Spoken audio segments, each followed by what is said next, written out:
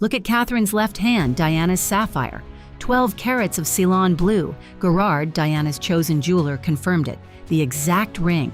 Worn by Catherine since 2010. Same ring Diana wore on the BBC interview. Same ring on her last engagement. Same ring Camilla never touched. Today, 15 things. The jewelry that passed straight to Catherine. The titles Diana held that Catherine inherited. And every piece Camilla wanted that Catherine now wears in public. By the end, you'll see why William's wedding was a verdict, and what Diana left her son. Catherine is wearing the answer. Item 7, the piece Camilla wore for years before William handed it to Catherine. And item 15, the single inheritance that proves which woman the family chose. Let's start with the engagement ring.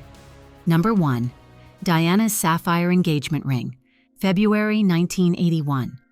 Diana, age 19, walks into Garrard with Charles. She's offered a tray of options. She picks the largest stone she sees, a 12-carat oval Ceylon sapphire. 14 diamonds around it, set in 18-carat white gold, not custom, not bespoke. Already in Garrard's collection, anyone with the money could have walked in and bought it. Diana picked it because of the deep blue stone. The Spencer family said yes. Diana put it on her finger. The world watched. That choice mattered. Diana wanted a ring any woman could imagine wearing. Camilla wanted what Charles had given Diana. She never got it. When Diana died in August 1997, the ring went into her estate. It was inherited by her sons. Harry kept it for 13 years, through his teenage years, Sandhurst, Afghanistan. October 2010, Kenya. William proposes to Catherine in a remote cabin near Mount Kenya, holding the ring Harry handed him weeks before. Camilla was alive. Camilla was in the family. Camilla was passed over. William said later, quote, "I had been carrying it around in my rucksack for 3 weeks before that, and I literally would not let it go. Wherever I went, I kept hold of it, because I knew this thing. If it disappeared, I would be in a lot of trouble." End quote. Catherine has worn it every public day since November 2010. Number 2, Diana's sapphire and diamond drop earrings. Diana had these earrings made in the mid-'80s. The diamond clusters came from the strap of her Saudi sapphire watch, a wedding gift from the Crown Prince of Saudi Arabia. Custom, personal, hers. After Diana's death, the earrings went into the royal vault and stayed there for decades. Camilla had access to that vault as Charles's wife from 2005 onward. She didn't wear them, not once. Catherine pulled them out for the 2022 Trooping the Color, wore them again in Boston that year, again at the 2023 Commonwealth Day service, again at the 2025 U.S. state visit at Windsor Castle. 25 years in a box. Then they came out for William's wife. Number 3, the Cambridge Lovers Knot Tiara, 1981, wedding gift. Queen Elizabeth II loans Diana the Cambridge Lovers Knot Tiara. Queen Mary had commissioned it back in 1913. Pearls and diamonds in arched scrolls, the most photographed tiara in Diana's collection. Diana wore it so often it gave her headaches. The piece is heavy. She put up with the weight because she knew what it stood for. After the divorce, the tiara went back into the Buckingham Palace vault. It didn't come out for nearly 2 decades. Not for the 2005 wedding, not for any state banquet Camilla attended, not once. Then Catherine wore it in 2015, and again, and again. It's now her signature.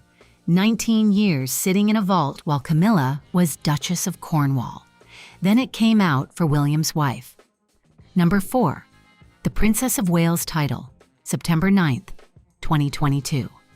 The day after Queen Elizabeth II's death, Charles becomes king. Within 24 hours, William becomes Prince of Wales and Catherine becomes Princess of Wales. That title was Diana's. From 1981 to 1996, 15 years, every state visit, every charity engagement, every magazine cover. Princess of Wales was Diana's name in the international press for a decade and a half. After Diana lost the HRH in 1996, the title sat empty for 26 years. 26. Charles kept the Prince of Wales title that whole time, married Camilla in 2005, stayed Prince of Wales for the next 17 years. Camilla was his wife for those 17 years. She was Duchess of Cornwall, but she never held the title Princess of Wales. By her own 2005 marriage agreement, she explicitly refused it, out of respect for Diana. From Diana straight to Catherine, the family skipped Camilla entirely, by Camilla's own promise. Number 5. Diana's 3-strand pearl bracelet. In 1988, designer Nigel Milne created a 3-strand pearl bracelet for the Birthright charity collection. Diana, the charity's patron, wore it through the late 80s and early 90s, often paired with her pearl chokers. Stay with this for a second because most royal jewelry is on loan from the crown. Pieces go in and out of the vault. Whoever holds the title gets the loan. But this bracelet, different. Not state jewelry, not crown property. A personal commission Diana wore at private dinners and family events. The kind of jewel a woman keeps for herself. Catherine has worn the same bracelet on multiple appearances since 2017. Nigel Milne himself confirmed it's the same piece. Camilla has been photographed in countless pearls over 20 years as Charles's wife. State banquets, diplomatic dinners, the coronation, never in this bracelet. Camilla didn't wear it. Catherine does. This bracelet went to Diana's son's wife, not to Diana's husband's second wife. Number 6. The Wedding William Wanted, April 29, 2011. Westminster Abbey, the same abbey where Diana's funeral was held in September 1997. William chose Westminster deliberately. He could have chosen St. Paul S, where his parents were married in 1981. He could have chosen St. George's at Windsor. He chose his mother's funeral church instead. 2,000 guests, 2 billion viewers around the world. Catherine walked down the aisle as the future Princess of Wales. Camilla was there. She had no role, no reading, no speech, no moment in the ceremony. She watched from her seat. William was marrying the woman the British public would compare to Diana for the next 10 years. Catherine took her vows at the altar where Diana's coffin had rested 14 years earlier. Inside the abbey where William, age 15, had walked behind his mother's casket. That walk in 1997 was the longest walk of William's young life. Behind a coffin, he wasn't supposed to be walking behind at 15 years old. 14 years later, he chose that same building to start his own family in. That choice of venue was William's. Charles signed off. Camilla had no say. Camilla's own wedding was a civil ceremony at Windsor Guildhall in 2005. No church service. The Church of England rules wouldn't allow it for a divorced woman marrying a divorced man. Catherine got Westminster Abbey. The family told you everything in that contrast. Number 7. The Cartier tradition. Here's the item I promised you in the first minute. Diana was the Cartier princess of the late 20th century. She wore Cartier tank watches at every major event through the late 80s and 90s. The yellow gold Tank Française, the Tank Louis, 2 of them, both inherited by her sons after her death. She wore Cartier tanks throughout her years as Princess of Wales. The watches became a quiet signature of her style. She was photographed in a Cartier tank in some of her last public appearances in the summer of 1997. Camilla wore Cartier for years too. She had pieces from her marriage to Andrew Parker Bowles. She kept wearing them as Charles's mistress, then partner, then wife, then Catherine arrived.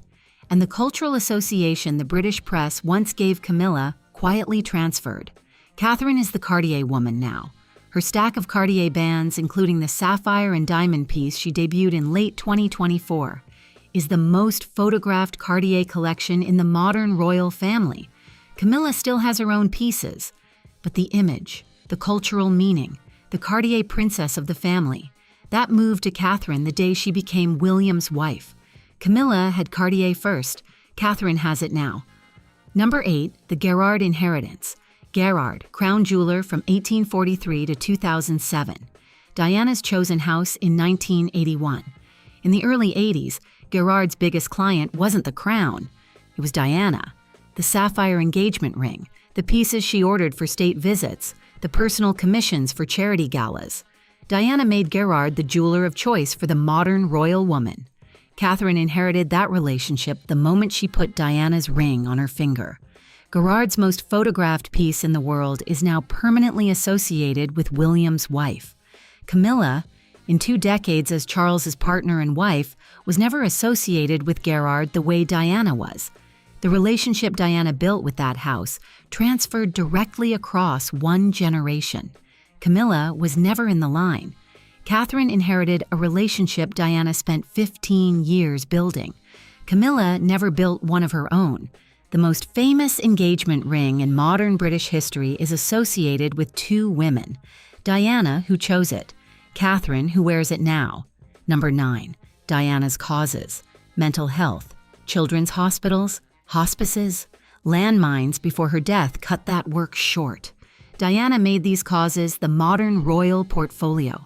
April 9, 1987. Middlesex Hospital in London. Diana opens the United Kingdom's first dedicated AIDS ward. She shakes a patient's hand. No gloves. The photographs went around the world. That handshake ended a stigma. The Princess of Wales told the world with one gesture that AIDS patients deserved dignity. January 1997. 6 months before her death, Diana walks through an Angola minefield wearing body armor, drawing world attention to landmine victims. The treaty banning anti-personnel landmines was signed in Ottawa later that year. Diana was credited posthumously. She redefined what royal patronage meant. Not ribbon cutting, not photo opportunities. Real presence with real people. Catherine has built her public work around mental health and early childhood development. Her Center for Early Childhood, launched in June 2021, focuses on the first 5 years of life. The Royal Foundation she runs with William continues Diana's emphasis on causes that touch ordinary people, not the aristocracy.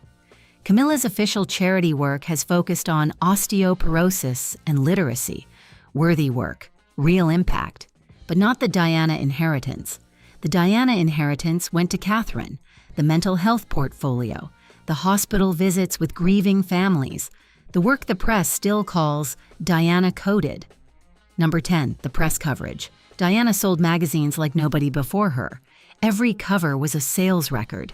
Tabloids and broadsheets built an industry around her every appearance, her every dress, her every glance. Catherine inherited that coverage. She gets photographed more than anyone else in the family except the late Queen. Her wedding broadcast on April 29, 2011, reached an estimated 2 billion viewers around the world.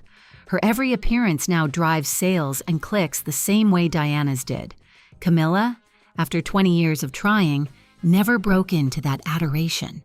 Magazine covers featuring Camilla sold poorly throughout her time as Duchess of Cornwall and her early years as Queen Consort.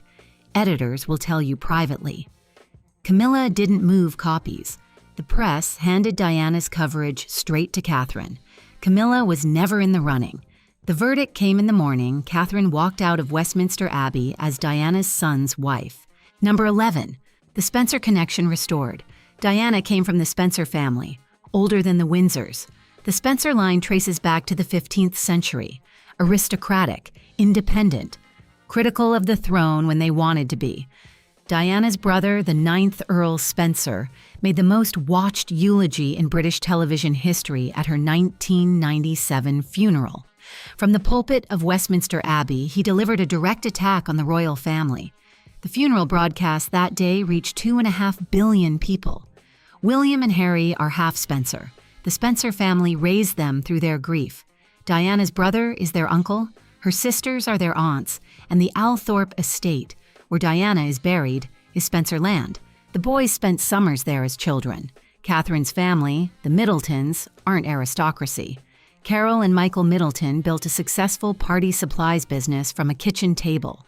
Self-made, working-class roots, the kind of family Diana loved being around. William's choice of Catherine pulled the family back toward the Diana Spencer wing of his identity. 2 decades after his mother died, he chose her side of his lineage as the model for his own. Catherine spends summers with her parents at their home in Berkshire. The Wales children stay with the Middleton grandparents regularly. The middle-class side of the family is part of the daily life of the future king. Camilla represents the world that broke Diana's marriage. Catherine represents the world Diana wanted her sons to live in. Number 12, the royal procession. Look at any state event in the past 3 years. Trooping the Colour, the state opening of Parliament, any royal funeral or wedding. Catherine walks behind the king with William, the next reigning consort of the United Kingdom.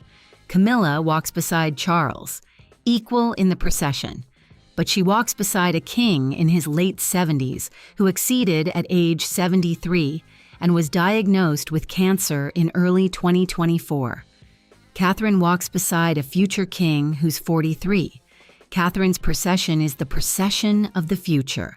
Camilla's is the procession of the present, and the present is short. Watch where the cameras hold longest at any state event. They hold on Catherine. They follow her into the carriage. They wait for her to turn before they pull away. Number 13, the Cartier Halo Tiara, April 29, 2011, Catherine's wedding day. She wears the Cartier Halo Tiara, loaned to her by Queen Elizabeth II for the occasion. The Halo Tiara was made by Cartier in 1936 for the late Queen's mother, a piece of dynastic significance. Loaned to a young woman the family wanted to lift up. Catherine was being welcomed into the inner circle. This was the same queen who had given Diana the Cambridge Lover's Knot in 1981 as a wedding gift. Same monarch, same gesture. To Diana, to Catherine. Camilla, on her own wedding day in April 2005, wore no tiara. The civil ceremony at Windsor Guildhall was deliberately understated. Catherine got the loan, Camilla didn't get a loan. The royal vault opened for William's wife, twice, for Catherine's wedding day and for the Lover's Knot 4 years later. Number 14, Diana's grandchildren, George, Charlotte, Louis, 3 children. All carry Diana's DNA. None carry Camilla's. George, born July 22, 2013. Heir after his father. Future king. He carries Diana's bloodline directly into the next reign. Charlotte's middle name is Diana. Charlotte Elizabeth Diana. She wears a small piece of her grandmother every day in her own legal name. Louis, born April 23, 2018, completes the next generation. 3 children, 3 Spencer Windsor descendants, the future of the House of Windsor. Camilla has children from her first marriage. Tom Parker Bowles, a food writer. Laura Lopez, married to a businessman. Both are real people, accomplished in their own right. Neither is in the line of succession. The future of the British monarchy runs through Diana, not through Camilla. The next 2 kings will carry Spencer blood. William, then George. Diana's bloodline keeps going. Camilla's stops at her own grandchildren. Number 15. The mother of the future king. Here's the inheritance that ends every argument. Catherine, Princess of Wales, is the mother of the future king, George VII. She gave birth to him on July 22, 2013. She's raising the next king after William. That role was Diana's. Diana gave birth to William, the next king. Catherine gave birth to George, the king after him. Mother of the king. Twice, across 2 generations. Camilla can never hold that role. Her children aren't in the line. Her grandchildren aren't in the line. There's no future in which Camilla is the mother of a king. Mother to mother, from Diana to Catherine, the most important inheritance any woman in the royal family can hold. Watch Catherine at the next state event. Look at what she's carrying. Diana's ring on her finger. Diana's earrings in her ears. Pearls Diana wore around her wrist. Diana's title in front of her name. Diana's procession behind her husband. Diana's voice on Diana's causes. And Diana's grandchildren, the future of the throne. Camilla, watching from her seat, has the title Queen for now. But the woman the family chose to inherit Diana's place stands beside William. Wears Diana's ring, carries Diana's blood in her own children. Catherine has everything Diana left behind, and Camilla never had a chance. 15 items: the ring, the earrings, the tiara, the title, the causes, the press coverage, the wedding, the procession, the children. This was never about whether Camilla could replace Diana. She never could. The family decided that the day William put Diana's ring on Catherine's finger. And here's what makes that decision feel close to final. Camilla isn't just losing the Diana inheritance she never had. She's about to lose the queen title she does have. The letter's patent that protects her crown can be revoked the same way the one that took Diana's HRH was issued, by signature. One document, one published notice. Done. Charles is 77 years old. The legal architecture is already in place. The same instrument that took Diana's HRH from her can return it to her name. Click here, for Camilla is, finally, getting what she deserves, the full breakdown, the exact mechanism, and the morning it all comes apart.